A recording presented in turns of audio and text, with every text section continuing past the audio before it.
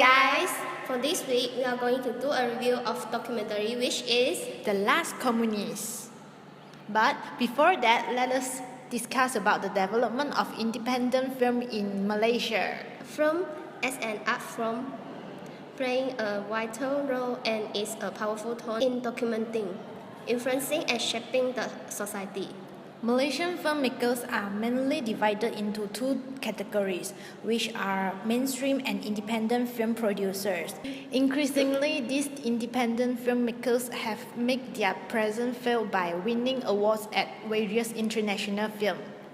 Working in the digital video format, a number of independent filmmakers really hit their stride with a range of remarkably strong titles, and international recognition has been quick in coming, and their works are now regularly in exhibition or in competition, winning many top prizes at prestigious festivals around the world. Certainly, the new millennium that was marked as the digital technology revolution has changed the face of filmmaking in Malaysia.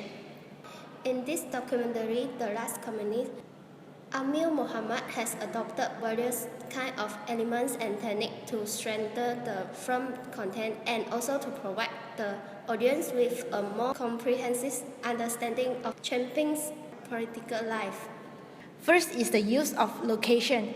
The overall documentary got us through at least 13 locations along with Jinping's development in his political career, starting from Setiawan Perak in year 1924 to Lumut, Taiping, Ipoh until Tanjung Buga at Penang, then to Thailand, and eventually back to Kuala Lumpur in year 1957 onwards. The location for of documentary began from suburban area to small village, and then to the Grove, Rock Mountain, to the seaside, tunnel, and eventually the deep forest where the communists used to hide themselves. As we see, when the communist power is gradually weakened, the director will shift the location towards the outskirts area. This becomes an important segment to emphasize on Jinping's life.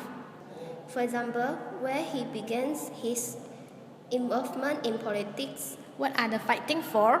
When he found something is not right for the current policy. Why he can be so insistent with his ideology, and who is actually the communist. Will the history remarks their existence, and after the old generations faded out, will someone still be remembering of them in the future? There are lots of reflection we can think and consider about from this documentary. The Last Communist ended up with fireworks and waving of our national flag in Bandaraya City as being remarks of our national prosperity. Second is the use of local living. Amir Muhammad has documented different people and professions since the very beginning. For instance, the rubber tapper, charcoal factory, bicycle shop, fruit seller, ice kacang, mining, truck driver, petai, lotus flowers, and etc.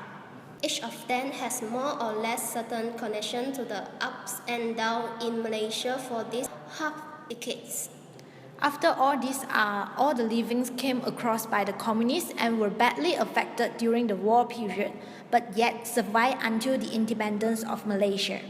For instance, the bicycle shop would imply the use of bicycle to travel during Japanese intrude, and the lotus flower would imply the appreciation to God for saving of life, and the other like mining, charcoal, pomelo, petai, and etc. would imply the abundance of natural resources in Malaysia, which ironically yet become one of the reasons contributed to the foreigners' invasion.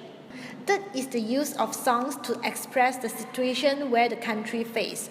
These include the born of communists, the occupying of raw materials by foreigners, the malaria tragedy, and all-purpose identity card, and also the compact between communists and British rulers.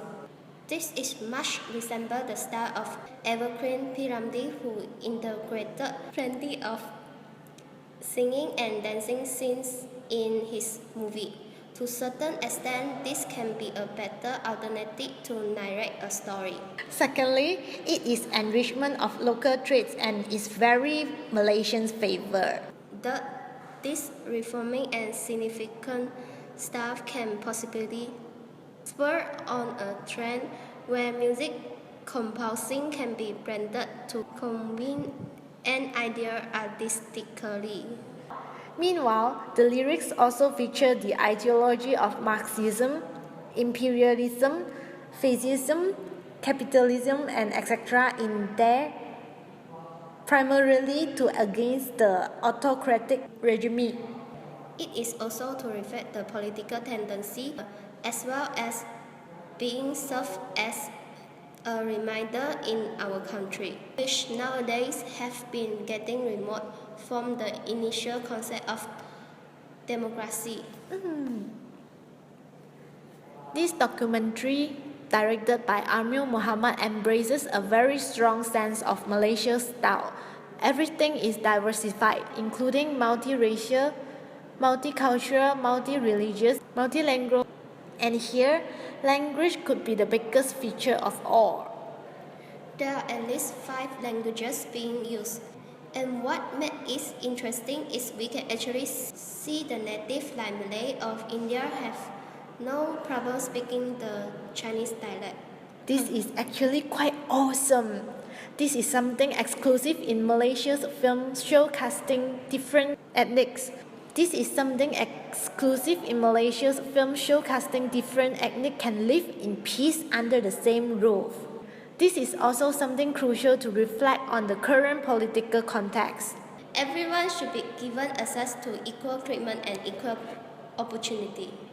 In one of the excerpts, during the plot-in performance of Marialia Epitome, the featuring of Star Wars character becomes a symbolism of unprotected invasion. The character being portrayed is jubilant and fingers presents in a way to say hello.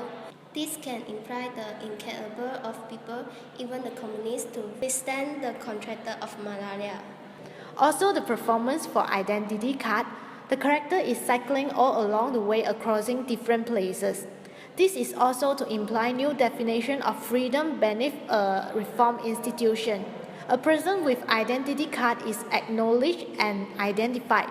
Everywhere is accessible. The following progress will be the confronting of communists against the Japanese and later the British army. Amril Muhammad also interviewed quite a number of people who formerly communist but now settled in Thailand or boundary of Malaysia.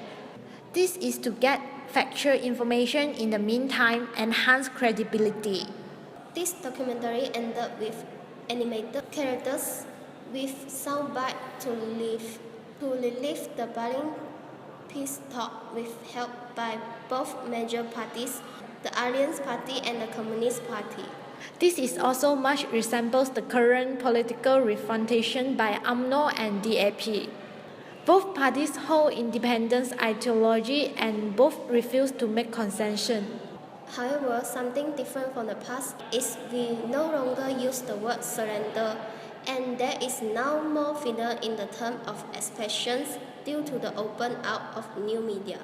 Throughout the 1.5 hours, we can see without any flowering, bombastic, or either high-end filming technique were used. Everything is just plain and simple, clear-cut and direct. Amil Muhammad uses a lot of diegetic sound and real environment. Narrative is lying along the places where the communists been through. All we can see from the last communist was the scars of people and places after the baptism of time. The head of communist champion has left the world. Nothing further can be argued. Although Jinping was under banishment for a lifetime, but yet this is the path he chosen. Just whether if his ideology is right or wrong, this is still an open question. Much left to debate. But something we can't deny, he loved this country, truly, perhaps more than any of us. Okay, so that's all for this week's review. See you next week.